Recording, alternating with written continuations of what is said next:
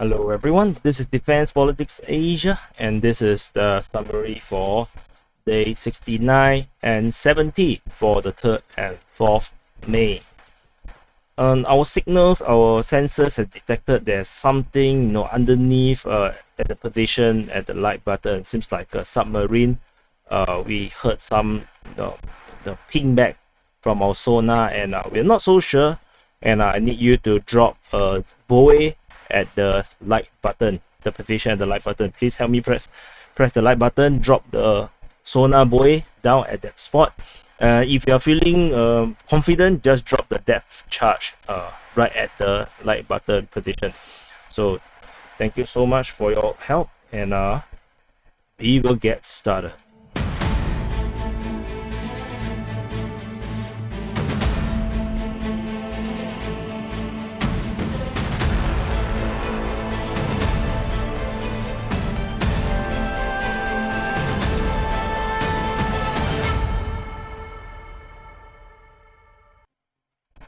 Hello everyone.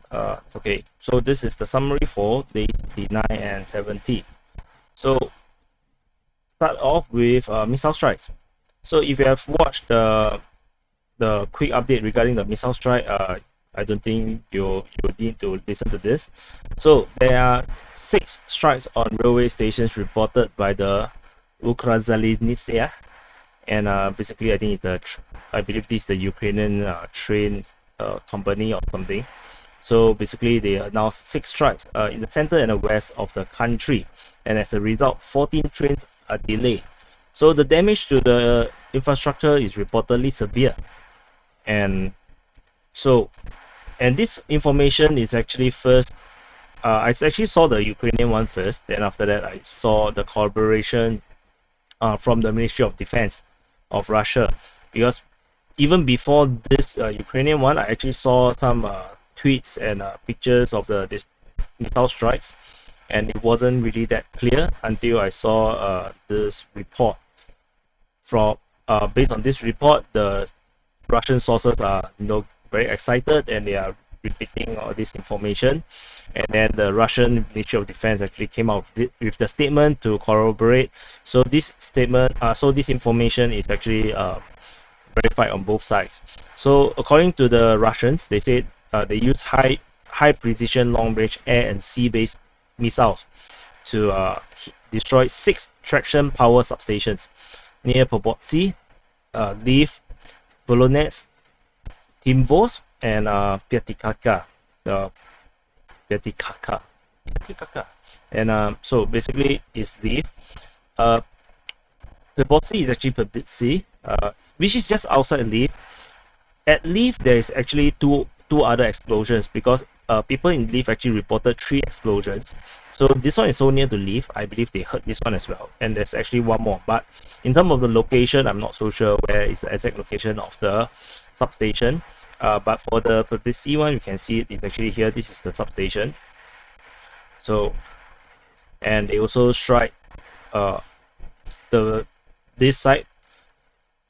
Some people are very excited excited in not a positive way, because this is the first time this province or this region is actually hit by any form of missile strike, which is at the border of Slovakia and Hungary.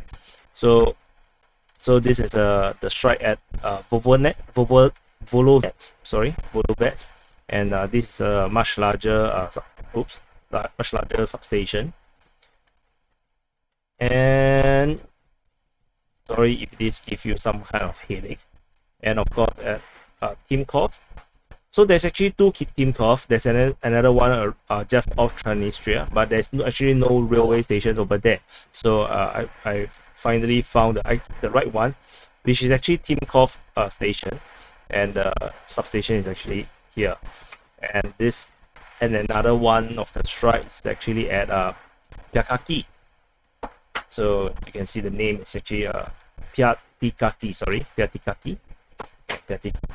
So interesting name.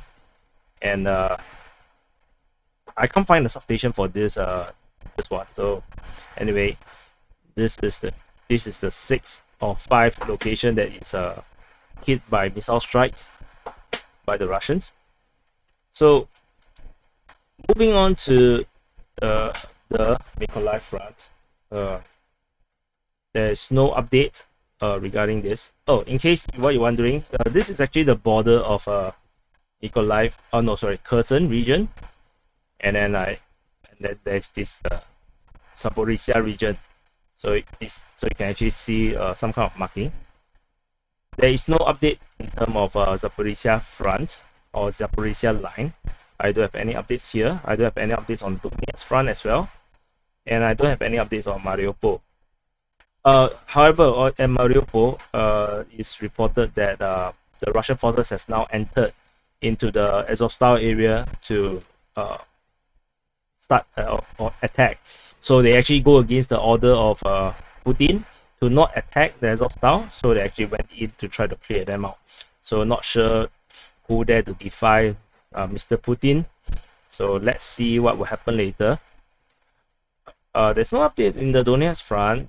No update in terms of all these regions. And then now we quickly arrive at Luhansk Front.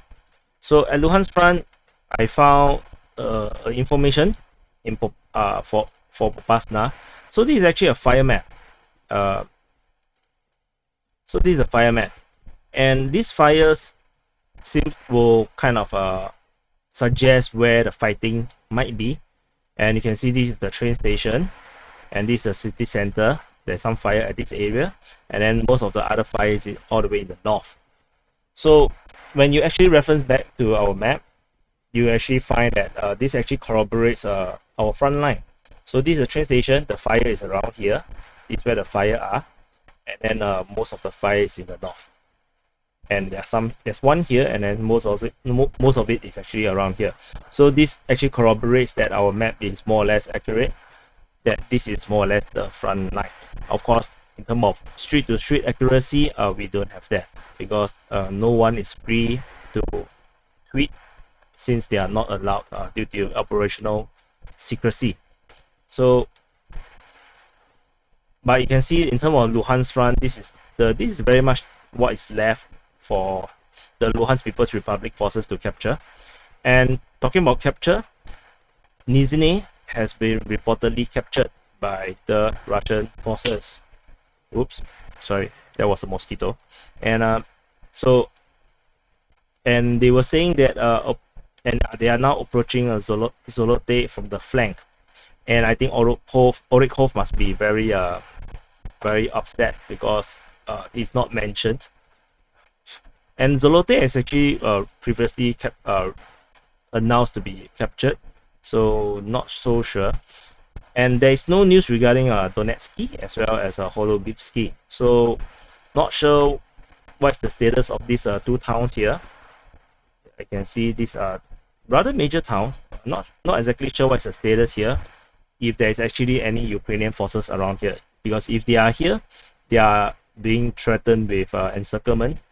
So I got a feeling that there is actually no more Ukrainian forces around here already, and likely that this might actually be already captured by the Russian or Luhansk forces. So fighting is still at Orykhov, and the latest information about Orykhov is that the Russian forces have entered Orykhov and captured part of the village. This is confirmed by the Ukrainian General Staff. This information is from Oprechinsky. So I haven't verified this information, but we're just gonna take this information with a pinch of salt. So moving on to the trio of Rubitsky. So actually it's not trio, but it's actually the cohorts.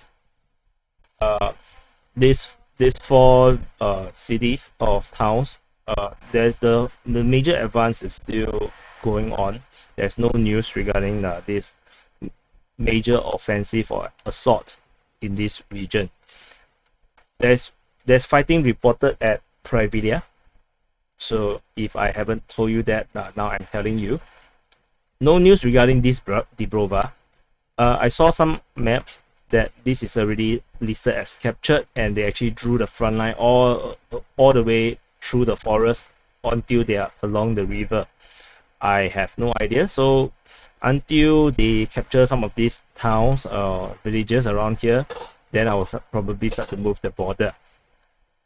So in case you are new, all these crosses is a destroyed bridge, so it indicates that these bridges are not really usable at this moment until they are repaired. Actually, this is also destroyed. So this,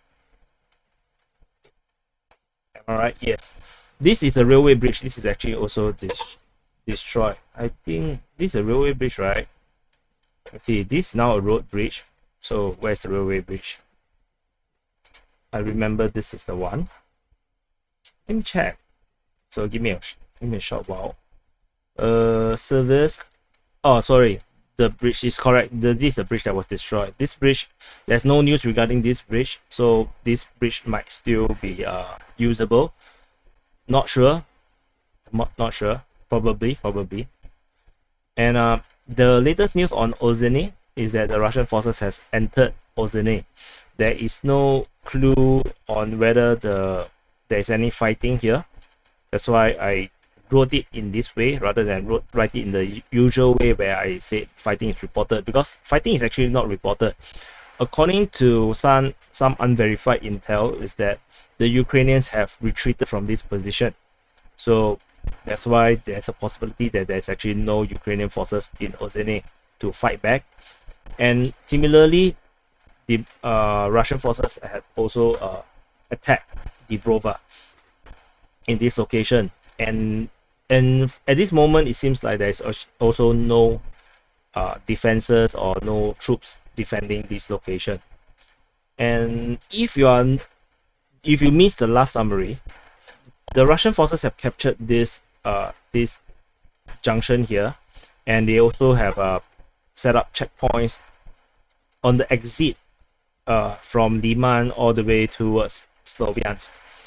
So this represents a kind of a encirclement or flanking movement of Liman. So there is no information about how far they have gone in Liman though. The Russian forces have captured Starvky. So this is a confirmation on this. If I haven't reported this the last time, I'm telling you. So fighting is continuing at Drobyshev. And the latest information also indicates that Shandryholove has been captured by the Russian forces. So Russia have to control of Shandryholove. And with this capture, the forces from the Izyum side actually kind of meeting with the side from Luhansk. And this totally encircled Serenge and Kharkivka. There is no clue whether there's any Ukrainian forces in this pocket here. So we will see whether... So the last information is that there is a Ukrainian position, but that was on the 28th of April. We have no clue or any news or intelligence on these positions, if there's any Ukrainian forces. So we will wait for further intel to see whether the Russians will actually announce the capture or by the Russian sources. Hopefully it doesn't end up like the Oskil situation where we continue to be not sure about their status. There is no news regarding the fighting in the forest area surrounding Sviatohsk. I'm forever not pronouncing this correctly. And they're fighting off Yarova, Snov, and Bohorodashny. So no news regarding all this.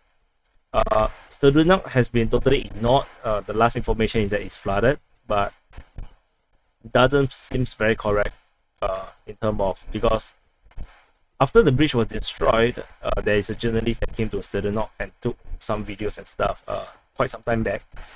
So I don't think it's that flooded, but it's probably ignored and bypassed. So there is no news regarding this 1,000 men yet. No news. The only news I saw was that they actually have no more anti-tank weapons. I think they only left with two anti-tank weapons, and everything else is small arms. So that is bad. south of Izyum, there is no change in terms of the situation. That on certain maps, and they actually withdrew Peshkov, and some part actually withdrew away the fighting at this part down to here. I'm not going to move anything because none of them is firm information, to just so I'm going to just keep everything intact. Moving on to the Kharkiv front. On the Kharkiv front, the Ukrainians last reportedly attacking Starvky. They have now captured it. So after the capture of Starvky, it's not so clear where they will actually go. Will they actually go up to Berny-Saltiv? I think this is a natural progression, I guess, since you're going this way. So the next probably will go up until Rubizny. So there's fighting reported at Kutuzivka and Ruska Lozova, as well as Sukuni and Cherkasky Tushki. So the fighting this from at the Cherkasky side, they're actually fighting through the forested area here into the town, and this one is more towards the frontal. This is the Ukrainian offense. This is a Russian offense. So no news regarding all this. No other news regarding all this fighting. And there is actually a TB2, a Bayraktar TB2 shot down over Oleksandrivka. This is according to the Ministry of Defense. But I'm not so sure if this is the correct Oleksandrivka, because there's so many Oleksandrivkas around. So if you read this briefing, you'll find that including the area of Oleksandrivka Kharkiv region. So this is the Oleksandrivka that I find in the Kharkiv region. So hopefully this is the right one. Who knows, there might be another one around here hiding, just like the submarine under the like button. So you must press the like button, sink it, or we'll be all in danger. So anyway, this is the very quick summary for the day of 69 and 70. So as you can see, we are only now at just 17 minutes plus, and this is why there is no summary yesterday, because most of this development actually came today. So if I had covered yesterday, then yesterday would be even more boring summary, because there will be nothing happening. So anyway, I would like to remind you guys to check out the other videos, the headline videos. So I want to ask you guys also to please comment below to let me know, should I even name the like headline Asia, headlines Americas, headline Europe, because you just look at the numbers. You see the European ones, a lot of people is interested, 10,000 views, and then when you come to the Americas and the Asian one, people is not watching. So I don't think it's healthy for you guys, because I think that you all should be watching a bit more news from regions outside of your place. I know, because a lot of you guys are actually from Europe, most of the viewers. So you guys should read more about the Asian and the Americas. So that's why I'm thinking maybe I should combine all the headlines, and I report daily headlines and do not focus on regions. That means everything we will just report news headline across the world, and instead of going into regions, because this way of what they call pigeonholing will actually cause you guys to it will actually defeat the purpose of why I want to report the headlines, because I want you all to see more and to know more things that you probably will never read about. And if you guys only go and watch things that only you think you'll be interested in, then probably you will miss out so many interesting stories like OPEC have failed, or angry Houthis, or virgin rule. You don't know, right? So because you didn't watch, so you do not know what is that. Or slapping the US dollar, you don't know what it means, right? So you see, you never watch, so you don't know.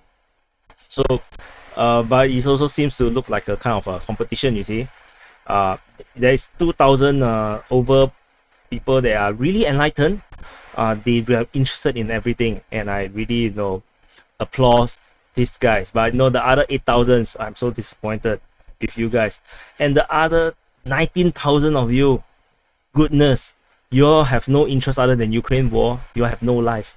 So get some life. Watch the other videos from DPA, and looking at the likes. You see. Anyway, also just to remind you about the like button, you all have to press the like button because this channel has been limited by YouTube in terms of the reach, and you can see that the like button correlates in a kind of a percentage to the number of views. The more you like, the more likely you'll be recommended to new viewers, and if you don't like, then the new viewers is not going to see it. The reach will be actually lesser. So please help to press the like button every time you watch. This will help me more than you can imagine. So thank you so much for watching this episode of Ukraine War Summary or SITREP, and hopefully you learn something. There's actually a submarine living underneath the like button. So I'll see you in the next update.